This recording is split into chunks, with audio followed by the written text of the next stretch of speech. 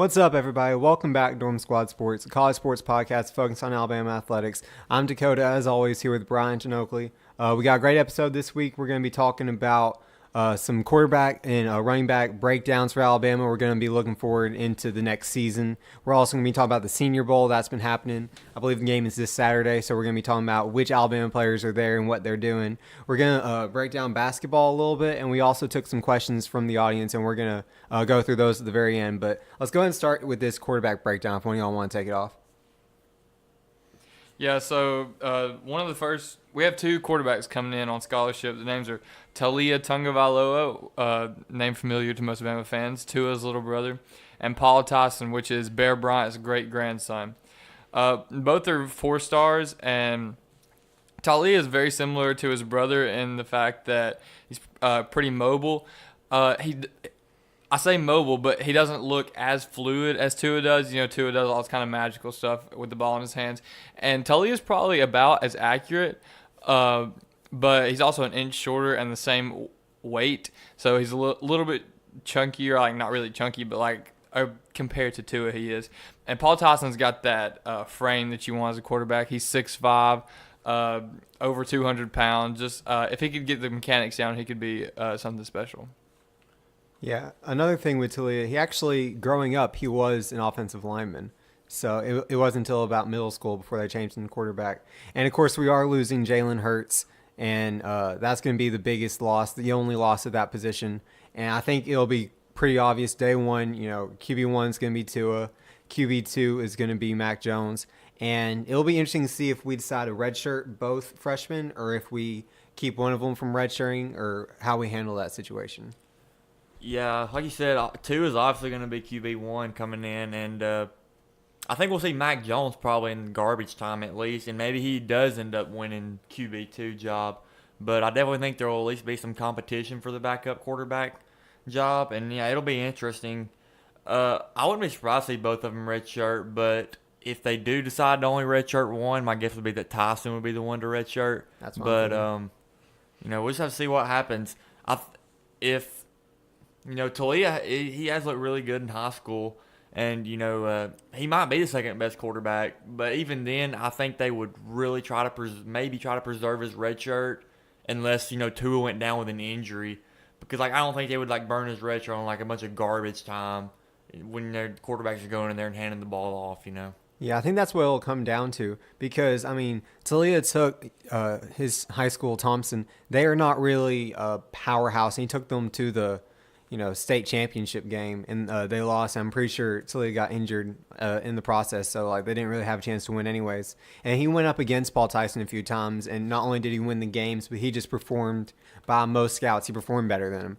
I think it'll come down to if Tua is perfectly healthy this whole year, then we'll run a 2 quarterback system, and then if there's 8 games with significant garbage time, we'll give 4 of them to each freshman. But like you said, if there's an injury to Tua, I'd feel more comfortable having Talia go in than Mac Jones, just from what we've seen from him in the past. Yeah, I'm really excited for A-Day to see how Talia and Tyson play. I thought Mac Jones looked well in A-Day last year, which, he was going up against the backup defense. But maybe we'll get to see Mac go up against the first team a little bit this year and see what Talia and Tyson can do. A lot of people I think Tyson's better than what people give him credit for. I'm a little higher on him than I was at the beginning of the football season. But I still think Talia is probably the better of the two. But, it'll be interesting to see how this all plays out. Yeah, I feel like after the A-Day game, people were expecting a lot from Mac Jones, and we just didn't see a whole lot of progression throughout the year. He still looked a little bit rattled out on the field when he got the time. So hopefully this year we'll see a step forward. Yeah, definitely. And like we said, maybe we'll just run the 2 quarterbacks. And, if we see something from Mac Jones in the first few games that says we want to trust him once Tua goes down, then, that's going to change the whole situation, the whole equation. But we're just going to have to wait and see with that. Let's go ahead and move over to running backs. We're going to try to hit every position over the next few weeks, do 1 or 2 positions an episode. So make sure y'all subscribe, make sure you keep up with them. But for running backs, most of the carries this year went to Damian Harris and Josh Jacobs. Obviously, Najee Harris is going to come in and be the starting running back as we move forward.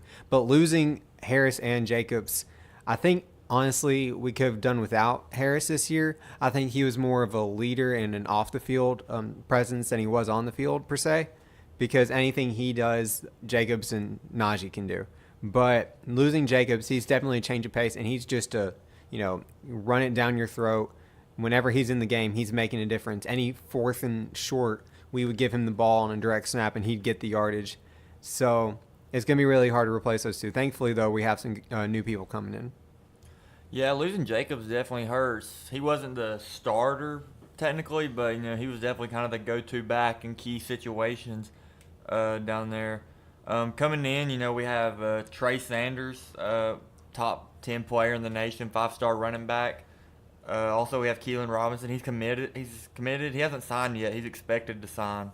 So those are two guys we got coming in. And Brian Robinson's a name that a lot of people are going to learn about this upcoming season. Everybody's saying Najee Harris, Najee Harris, Najee Harris. But I really think Brian Robinson is going to turn some heads this fall. Man, which would be great because honestly, as bad as it hurts losing Damian and Jacob, we still have Najee, Brian, and then freshman 5-star Trey Sanders coming in. It looks to be another loaded stable of running backs for Alabama. Yeah, with Sanders coming in, of course, when he signed for Alabama, first words out of his mouth were that he's going to win a Heisman this year. So I don't think he's going to get the carries to win the Heisman, but you got to love that confidence at the very least. So let's just say percentage-wise, what percentage of the carries you think each guy gets? Who all do you think's in the running back rotation come week 1? I think it's a 3-man rotation. I would say 3-man. Yeah. So I would, trying to compare it to the first game just going back to the first game of the year a little bit. Damian had 7 carries, Jacobs had 6 carries, Ryan Robinson had 7 carries, and Najee had 8 carries. I don't think it's quite that balanced this year. Oh no. Not between 4 guys at least. I think you're gonna see something as far as garbage time's obviously gonna disrupt these kind of stats. But I think you're gonna see something 60% of the carries for Najee, 35 for Brian Robinson, and then 5 for Trey Sanders. Somewhere like that. Trey Sanders, I think he'll probably get maybe 2-3 touches a game carrying the ball, but I think you're going to see a lot of Najee and Brian Robinson this year. Which I'm excited to see because honestly, as much as we've talked about Najee and we haven't talked about Brian Robinson a lot, but we've heard things about how good he was in practice and stuff. We haven't seen him a lot on the field, even though Najee we know has made some big plays at times, especially in the national championship game last year. We don't have a big sample size, so that's what I'm most excited about is just to see these guys in action, see what they can do throughout the course of a whole game.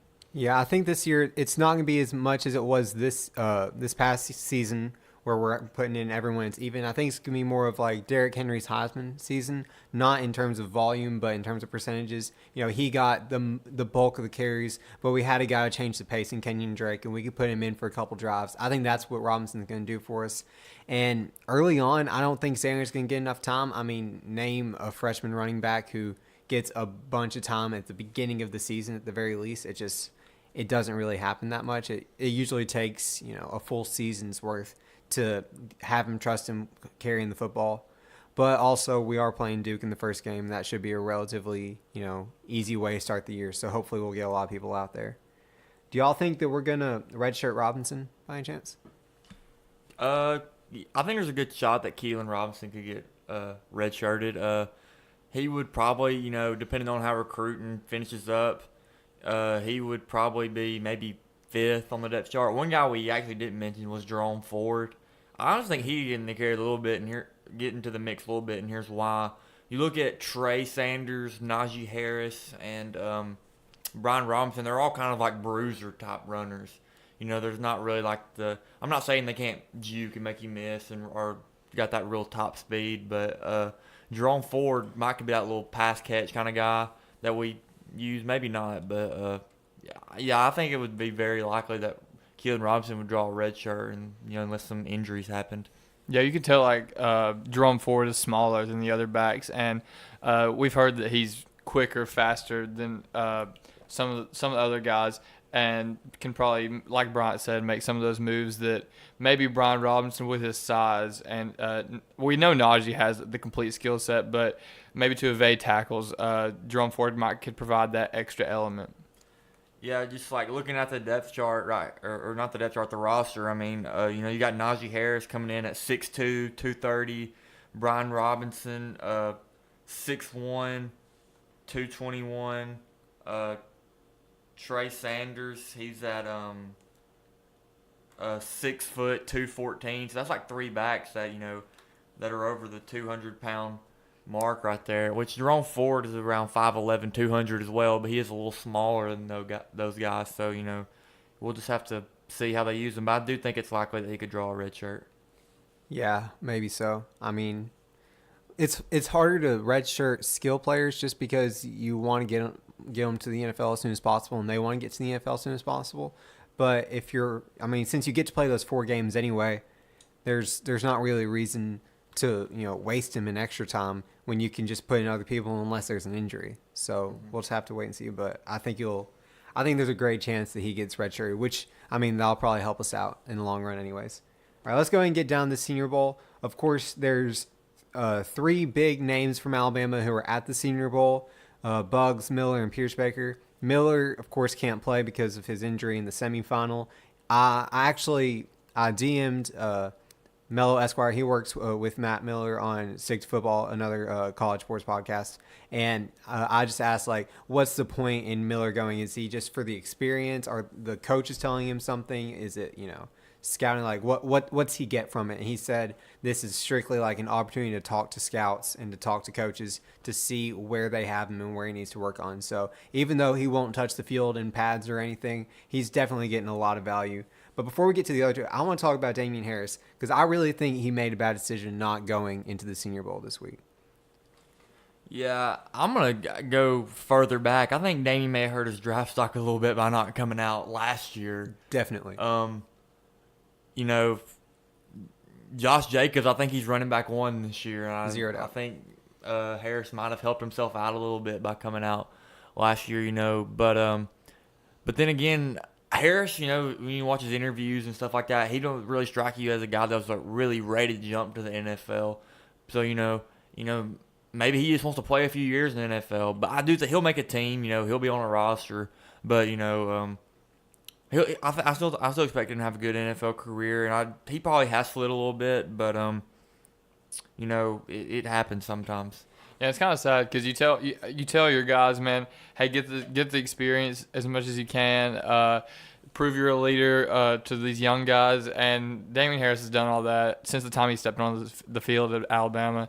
And he's just been a great role model for everybody on the team and represented Alabama well in everything he's done. And so, yeah, like you said, he'll have a decent NFL career, but probably would have done a little better to come out last year. Yeah, I think he was given somewhere around a 2nd-round grade last year. And things that scouts don't like about skill players are, worn out tread on the tires, which you get when you play another year. And then it's so easy to have something to go against you because it is so easy to replace running backs, and they don't last long. And even though he hasn't had a lot of specific injury concerns, just having an extra year and not being a great year, adding in the fact that they're not going to be able to talk to him at the Senior Bowl, which is one of the most valuable things a senior can have. I've heard that he is falling into day 3 territory right now. When he was going into the season, possibly even RB1, and now he's probably going to move to 4th, 5th round pick. Which, he's always going to be an Alabama legend, but that's just how it goes sometimes. Yeah, he can definitely reverse a lot of that stuff depending on what he does at the combine. I don't expect him to have a better combine than guys like somebody like Josh Jacobs, but anything can happen, and guys, they got to make their own decisions, do what's best for them, and hopefully he has a good combine and raises his draft stock up a little bit. Yeah, and another thing with the combine is, I don't see a coach or GM having an interview with him and walking out saying, I don't think I want that guy on my team. Like, if they get in the room with his brain and the way he carries himself. In a league where so many people have to leave because they're off the field issues, and then there's so many character concerns, you don't want to take a risk later in the rounds unless you know he's going to prove out in talent. But there's absolutely zero risk taking him. It's just going to be, can he produce it on the field? For sure, he's got some of the best social skills that on the team and maybe in the country. He represents himself and his university in such a professional way, and he has for 4 years. It's just like you said, the extra year of getting beat up and production on the field are going to be things. He's not a bad back at all, but is he special like some of these other guys? Is the question that the scouts are going to be asking themselves. Yeah, for sure. And you talk about Josh Jacobs. He could go as high as the top 10 at this point. I think he's definitely going to go in the first round. And the fact that he was, going up behind Damian Harris shows how important Damian Harris was, because he earned every carry that he got. There were some issues, later on in the season, and sometimes where you wish we could have put someone else in. But, with Damian Harris, it's just going to come down to, is it worth it? And I think obviously some team after probably the first 3 rounds is going to take up a flyer on him, but we'll just have to wait and see. Let's go ahead and talk about Bugs and Pierce Baker. Honestly, we haven't really heard a lot from either of these guys at the Senior Bowl. Of course, there's a lot of other names that people have been talking about. Senior Bowl is mostly for quarterbacks and then smaller school guys or people that you don't know enough about, like Montez Sweat. But Bugs, all we've heard about him is the fact that he's not 6'5". And honestly, watching him and seeing him in pictures, he never really looked 6'5". I don't know why he was listed there, because he came out at 6'2". I didn't really understand the whole process behind that. Yeah, I don't have a lot to say about this, but if you think that this is the first time that a guy's come out a couple inches, yeah, but then you're you're not paying attention. But I will say this: it is a kind of a big deal that a defensive lineman 6'2", especially. I think that hurts him. But they still have the film to look off of. And, let's be honest, Bugs. He's not elite, but I think I definitely think he gets drafted. And I think he has a shot to make a team. Yeah, he'll definitely make a team. Worst case scenario, he'll join the Redskins practice squad. There's going to be a spot for him where he's going to be making money playing football. And, I don't think it's just that, 6'2" is a pretty rough height to play at. But this whole time, he's had enough film the past couple of years at Alabama to prove that it's something that he's capable of doing. He's gone against some of the best left tackles in the country, every SEC game he plays, and best tackles and offensive line in general. And he's done really well, and he had a really quiet, good season this year. Yeah, it's surprising that he's 3 inches shorter than he's listed, but that also tells you, like you just said, he played pretty well against all these other guys and disrupted passes. Sometimes guys hand up, blocked him. So, he'll have it's pretty impressive that he did as well as he did at such a short height, I guess is what I'm saying. Yeah, for sure. And real quick, we'll go on to Pierce Baker. I think a lot of people have him as one of the top 2 or top 3 centers in the draft. You're not going to really hear a lot about interior linemen at the Senior Bowl. That's, there's not a whole lot of time, and they're more valuable positions. But comparison people gave, they're saying that they think Pierce Baker's going to, make a late round pick and then start in the NFL for 10 years or, get paid multiple contracts in order to be a backup in case someone gets injured or something. So I think he's going to have a successful NFL career. It's just not, what people think about when they're like, oh, I'm going to go play in the NFL. I'm going to start in Pro Bowls and I'm going to, start in Super Bowls. It's not going to be like that. But I think whenever he retires, I think he's going to have a successful season and a successful career in the NFL. Oh, yeah. He was always one of those solid guys for us. For as long as he played, he's always been one of those quiet, solid guys. He didn't mess up that much. You didn't hear his name very much. But he wasn't one of those, Jonah Williams type that just exceeded expectations every day. But, he'll have a good career in the NFL. Yeah, and when you're a center, sometimes it's better not to hear your name all the time because there's so much that you can do wrong at the center position. And when you do everything right, you're not really going to hear about it because it's not it's not like on the edge with the left tackle that you're going to see him, just pancake people play after play. And I mean, honestly, one thing that's going to hurt him, centers just aren't that valued in the NFL draft. You never really hear about them going real high. The only one I can think of off the top of my head is Kelly. And, that was a few years ago, and he was still late first round, and he was an absolutely exceptional talent at the center position. And he's he's a piece of one of the best offensive lines in the NFL right now.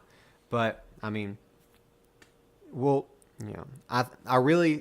think with Pierce Baker, it's going to be more about who drafts him as opposed to where he gets drafted in terms of, like, what round. I think the team is going to matter so much more. Yeah, let's go ahead and go into basketball. You both made it to the Ole Miss game. If y'all want to talk about it, I actually didn't make it, but honestly, I didn't even watch it on TV. I was kind of busy that day. Maddie spilled her rice on the ground, and it was a long day. So anyway, not the point. Let's talk about the game.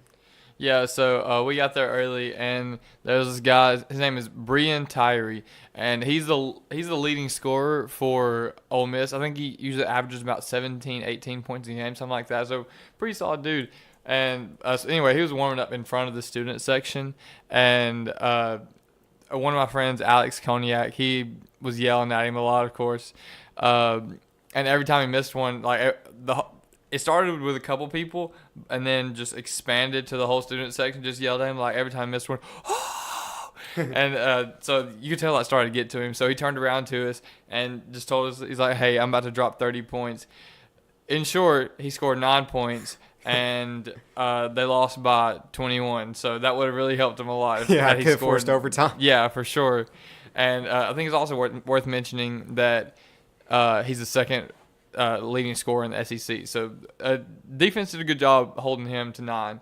But the game as a whole, it's probably one of the most complete games Alabama's played this year. Dante Hall played well. John Petty, Dante recorded another double-double. He's just been a double-double machine this year, especially as of late.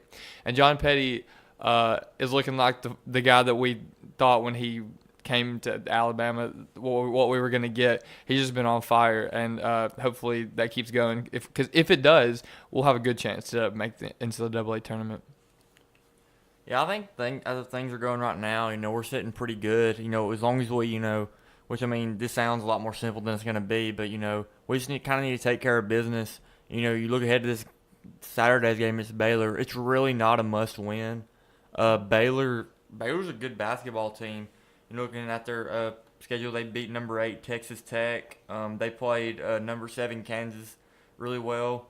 They did lose to Ole Miss earlier in the season, and they've also beaten Arizona. So those are a couple of common opponents right there. But in my opinion, this is one of those games where you don't need to go in there and get blown out. You need to play good. Keep the game close, and if you win, it's just kind of a cherry on top. But if not, that's all right. You just gotta take care of the other games down the road that you need to win. Yeah, going back to John Petty, I really like him coming off the bench. I think that's a good role for him. Not that he is, a bench player's talent, but the fact that he comes in with the second unit and gives them scoring, because we don't have a lot of just legitimate scorers of the basketball that go in and get theirs every single night. I think Petty's one of the few ones we have. Mm-hmm. And the fact that he can come in with that second unit when there's not a lot of scorers on the floor and just make that his own, I think that's really going to speak well as we move into the season, especially if he keeps doing it on the road. Of course, he had a great game against Tennessee, and the knock on John Petty has always been inconsistency. He'll go and score 30 at home, and then he'll go on in a hostile environment and go 1 for 9 from the 3 and end up with 5 points and a few turnovers. And if he can keep having road performances against higher level SEC teams, like when we go into Auburn, for example, if he can have a big game there, I think games like that are really going to be what helps us. Yeah, for sure. I mean, like you said a second ago, him being one of those people that create shots and just gets theirs. I think we don't have many. Like Kyra and John Petty are probably the only two as of right now. Dante Hall's going to get his from dunks. Yeah. So like alley-oops and stuff like that, and missed layups by AJ. That's how he's going to get his points. And but there are other guys like Tevin Mack. He played really well in the beginning of the season, and that's why John Petty got benched. But things have shifted back to how they were, and I don't know. We may not see John Petty come off the bench for much longer if Mac doesn't step it up a little more than he's been playing recently. Yeah.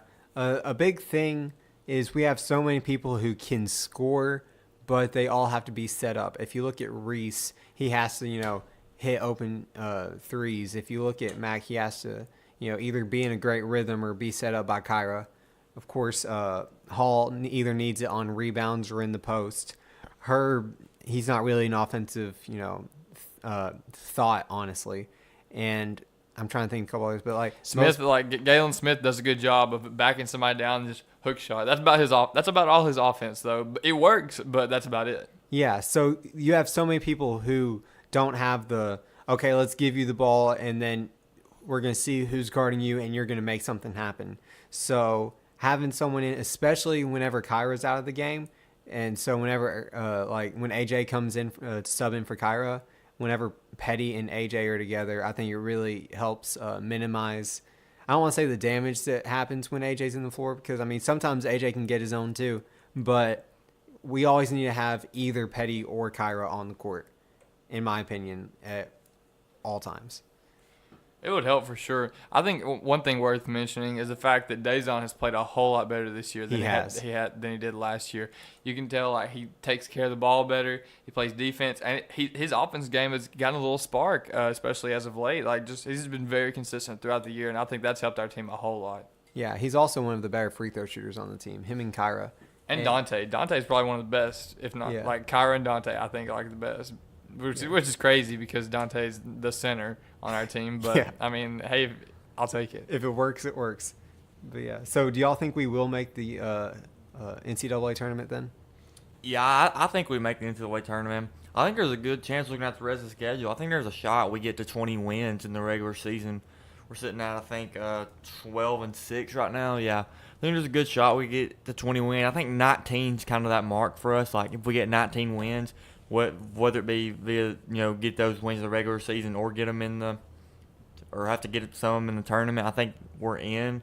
But because to get 7 more wins, you're gonna have to beat some quality opponents. You're gonna have to beat probably an Auburn, a Mississippi State, just teams like that. So I think we get in. Things can happen. But I really feel like since the second half of the Tennessee game, we may have turned a corner, and we've been playing some really good basketball since then. Yeah, definitely. I think it's gonna be really interesting when we play Baylor. Like you said, it's not a must-win for us. I wouldn't say that Oklahoma was a must-win when we played them, but the fact that we won that game did a lot to help us make sure that we secured a bid in the NCAA tournament last year. Mm-hmm. But when you look at what Baylor does, a lot of it goes through Mekhi Mason. He's averaging 15.7 points per game and leads the team with 2.9 assists. Of course, that's not a whole lot of assists, but he's just their focal point on offense. So I think Kyra's going to have a lot of time guarding him. I think Dazon's going to be on him a good bit. Dazon can do a lot of things on defense. And maybe even a little bit of Herb, depending on how we rotate around, especially with screens and stuff. Because if you'll remember the SEC Big 12 Challenge last year, the Herb was a lot of what stopped Trey Young from having such a good game. He was able to switch out on him or start out on him, and he just completely manhandled him. And if we can do that with Mekhi Mason, we have a really good chance to win this game. It'll be in a hostile environment, which can be tough for us. But I don't think it's anything that's impossible for us. For sure, if we play anywhere close to how we did against Tennessee in that environment, then I think we've got a great shot at winning this game. Yeah, for sure. All right, let's go ahead and get to the questions. We only have 5 of them, then we're going to wrap it up. The first one comes from Madison Folks. She asked it to me because she's from Lexington, but I tweaked it just a little bit so it applies to all of us. Is Alabama completely different from your hometown? And I'll take it first. Of course, you're both from the same area. It is so freaking different. To put in perspective, there are more people in my dorm building right now than there are in my entire hometown. There's just no other way to explain it. You can walk places and eat food at more than 3 places. You can, of course, I didn't live in city limits license, so I also had to drive to school, which was a real pain. I had to like drive a pretty far away. So just being around, pretty much anything you need is fantastic. And there's so much to do that's not go to the gym, go to the weight room, go to a high school football game. Of course, we go to college football games, so I don't know, but My very simple and short answer to that is yes. I mean, Oh yeah, it's super different. Like I love the fact that everything is so accessible. Because where I lived in the middle, I live in the middle of nowhere back in my hometown, and unless you want to go to Jack's, you have to drive more than 10 minutes to go eat anywhere else. And a lot of like the people are around you, and a lot of them are in your building, or if not, then does not take long at all to drive to them. Or walking most places is something that's really different, because everywhere I've had to go since I turned 16, I've had to drive, and so that's something I kind of like that though, because I feel like I'm getting some sort of exercise. So I love it, but yes, it's completely different. yeah, like I have to walk absolutely everywhere. And a big thing, like just difference between like college and high school, is the fact that you have so much power over your schedule. And usually your classes are, they're almost a friggin' mile apart sometimes, but you have so much gap in between them, and you just, walk anywhere and you walk back. We probably walk like miles a day, easy, especially on our busier days. Of course, y'all don't have a lot of classes like in class this semester, but like today I had 4 classes, and one of them is like on the far side of the quad, and then 2 of them are closer together, and then the other one's in Bidgood. And so I just walk all over the quad, and then I come back here at least 3 of those breaks. So it's a lot of walking. Oh yeah, It's for good. sure. But it feels good sometimes, but not today because it's freezing. Oh God, when it's cold is the absolute worst. But I mean, that's just Alabama weather. All right, next question from Palmer Evans. What do you think Lincoln Riley will do with Jalen in terms of his Heisman chances and his draft stock? I think you're gonna see him do what he's done with Kyler Murray, kind of what he did with him.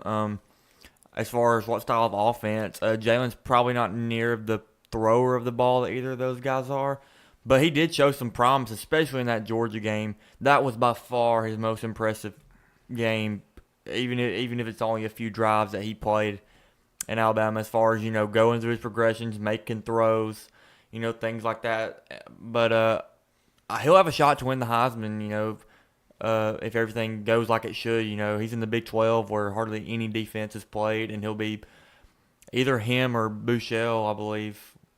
Is that right? The Texas quarterback? Ellinger. My bad. Yeah, Bouchel's the one transferring. Yeah. Him or Ellinger will be the best quarterback in the Big 12 most likely. And draft stock chances up. Anything can happen. I never thought, guys like Tyrod Taylor would play in the NFL, somebody who's kind of always a run-first guy in college. But, yeah, I think Lincoln Riley, he's definitely kind of the Sean McVay of college football, if you will. Mm-hmm. And I think he can definitely boost Jalen's draft stock and give him a chance at the Heisman. Well, yeah, I mean, as you can see, any quarterback under Lincoln Riley has a chance to win the Heisman, because he's 2 for 2 as of right now. So that's pretty impressive. But I think what you're going to see is Lincoln Riley's going to play to Jalen's strengths. And if Jalen can improve even more on passing, if what we saw during the Georgia game is an indicator of how much he's improved already, if he can improve more on that, then you could see his draft stock rise for sure. Yeah, I think in terms of Heisman odds, I think a lot of people are going to want to come in and give him a lot of hype just because he's an Oklahoma quarterback, and people with a Bama bias are going to be like, oh, well, Alabama was sitting in Heisman Trophy winner for most of the season. He did everything for that school, and look at how they treat him. They're just going to make all these, all this bull crap is going to happen and go his way. I don't think he's going to win the Heisman, but I think he can definitely make it to New York. In terms of NFL draft stock, going into this year, I didn't think he would get drafted in the first, 5 or 6 rounds. I thought he would only be a flyer athlete that you just want, in your program. He might move up to, maybe even day 2. Right now, if you ask me, does Jalen Hurts get drafted next year, I would say yes. He'll definitely get drafted. The way the NFL is involved, the quarterback positions, just watch the Ravens offense. it's it's not like an NFL offense. It's a lot of RPOs, read options. Nothing's under center really. It's not the NFL as a lot of people know it. I definitely think there's a really good chance that Jalen gets drafted and maybe even can make a team. Yeah, I mean, even if it's later on, so let's say that this year doesn't pan out. I mean, you talk about the Ravens, they're going to need a backup quarterback that can play the game that Lamar Jackson plays. I mean, they have RG3, but that's not really the same. If they have a 6th-round pick and they want to take someone to go in case Lamar Jackson gets hurt, because they're not going to have Joe Flacco and Lamar Jackson is going to get hurt, and they don't want to have to change their entire offensive system anytime an injury happens, I mean, he's an option there. You never know. A lot of people thought going into Baker Mayfield's Heisman season that he might go undrafted. He's a number 1 overall pick. People go into this year thinking Kyler Murray's going to go play baseball, and we don't even know why we're putting a football jersey on him. He's going to go in the 1st round, maybe QB1 if the Cardinals are dumb enough, number 1 overall pick. So anything can happen is what I'm saying. Something interesting is you look at Baker and Kyler, a lot of the criticism was, the height. They're just one-read quarterbacks. You look at Jalen, height's not going to be an issue at all. And he looked to have developed some real, progressions through his passes during the last season out of Alabama. And, he's going to have some really good weapons at Oklahoma. He's not going to have Judy, but he's going to still have some really good weapons at Oklahoma. And he's going to be going up against some bad defenses. And, we'll get to see what he can do. Yeah, maybe so. Maybe it'll all work out for him. All right, next question from Jack. Which Alabama player in the draft are you most excited to use in Madden? Oh, this one's tough. This is tough. Probably say either Josh Jacobs on offense. Since you're not playing on offense and defense at the same time. Yeah. Josh Jacobs on offense, Q on defense. Yeah. Yeah, I'll definitely go with Josh just because he's so good at every element of the game. It'll be fun to see what kind of runs he can break. Yeah, usually though, you are always a little disappointed because they're not going to give you the ratings that you think that they deserve. But I play a lot of D-line whenever I'm using defense, and someone like Quinnen, I think he's going to have a really high rating. And Jacobs, I mean, him and an underrated one I would say would be Irv. I think Irv's going to be a lot of fun as a tight end to use. Mm-hmm. And I mean, I don't really play a whole lot. I don't use linebacker a lot, so I don't think Mac's really high up there. And I mean, maybe Deontay Thompson is an extra one it depends on who he gets drafted. Now, if anyone gets drafted to your favorite team, all bets are off. You're just going to use him every single time. If Mac Wilson goes to the Titans, I know they don't need him. But if he goes, you're going to be using him. You already know that I'll play as Rashaan Evans every snap on the Titans. Yeah, I mean, you just got to do what you got to do. But, yeah, so, all right, next question from Sarah. Who's the biggest Alabama player you have in any of your classes? I'm going to take it first because one thing that people that don't go to Alabama probably don't know is you probably have an athlete in literally every class you take. The only thing is they're not football players and you have zero clue who they are. At least that happens to me. The biggest names that I've had, Abrams, the freshman point guard for the women's basketball team. She's been starting lately. She was in my econ class. I'm pretty sure she dropped the class at the end of the year because she was there for the first 3 or 4 weeks, and after the first test, we didn't see her anymore. I don't know. Alex Leatherwood's in the class beside me when I go to stats. I have the 3rd string punter in my UH class. I mean, you just never really know because they all have those backpacks that, I'm an athlete. I have the Alabama backpack, and you always try to look and see what their name is to see if it's see if it says what sport they play. But you don't know. Yeah, Brian has one of those backpacks. So he's definitely an athlete. I don't really know if I have any athletes in my class. I mean, I'm sure I do, but I just don't know the ones that I have. I obviously see them walking around, which is really cool because, when you're in high school, you're whoa, look at those guys on TV playing. But, I mean, now, they're just a year or two older than you. They're just kids, It's crazy to think about. It puts it into perspective. Yeah, it's really easy to see the basketball players because they're usually all together, and they're out in public a little bit more than all the other football players. I saw Xavier McKinney the other day. Of course, Alex Leatherwood, I see him like at least once a week since he's in the class beside me, and our classes get let out at the same time. I'm trying to think of any others.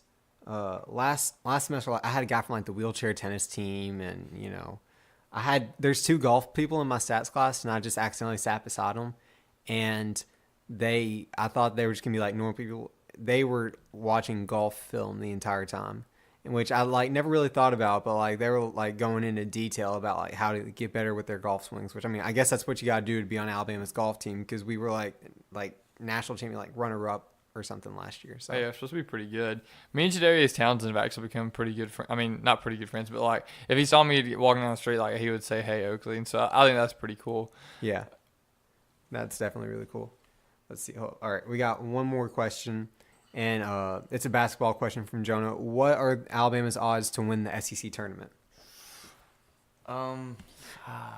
See, here's the thing about the Probably tournament. about my odds of 7 foot on the moon. No, not that bad. They're very low. It's hard to win the tournament. The SEC's really good. Alabama. The fact is, Alabama isn't one of the best teams, or Alabama. They are a really good team. They're not one of the best teams in the SEC. Yeah, the thing though about the SEC tournament is like anything can happen. That's true. I mean, hasn't Alabama made to the semifinals the past 2 years? I'm pretty I believe sure. so, yeah. And both times we've run into Kentucky, and we've beaten Kentucky this year. So I mean, we beat Maybe. Auburn last year, and that was an absolute shock. Like no one expected that to happen. Of course, a lot of people didn't expect us to beat A&M, especially when we had the ball at the end. Yeah. But I mean, it's just, I wouldn't say it's completely out of the realm of possibility. I think it would be an absolute shock. However, when you look at it, we've beaten Kentucky, we've beaten Ole Miss, we played well against LSU, we played well against Tennessee, we haven't played Auburn. Those are probably the top 5 teams in the SEC. So it's not out of the realm of possibility if we get lucky and we only have to play like one of the bigger teams until we make it to the finals or something. Anything can happen. Yeah. I just don't think it will. Yeah, I don't think it will. I was joking a little earlier. I think there's a chance this year we could really beat anybody. My 2 biggest teams I would not want to play in this SEC tournament are going to be Tennessee and Kentucky. 100%.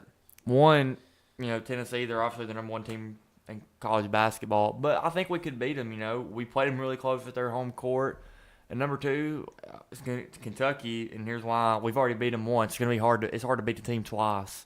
Yeah. Think about how long it took Avery Johnson to beat him once. Yeah, Like 2 times in one season. That's just not going to happen. I think we match up good with Auburn. I think we'll beat them at least once this year. I'm not really too worried about them, which I may prove to be wrong, but I think we're a top 4 or 5 team in the SEC. But it's hard to win the SEC tournament. Tennessee's sitting number 1 in the all of college basketball right now, and I think their guys will tell you it's not going to be easy to win the SEC tournament.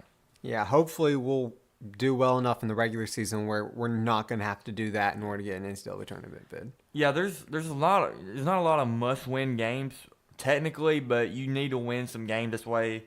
Like you said, like last year in the SEC tournament, A&M was a must-win game, and then even Auburn was kind of we need to win this game to really make sure we're in the tournament. Yeah. So you want to win some games in the regular season to make so you don't put yourself in those kind of positions in the SEC tournament. But I still think that I think we'll win a game at least, maybe 2. We'll see.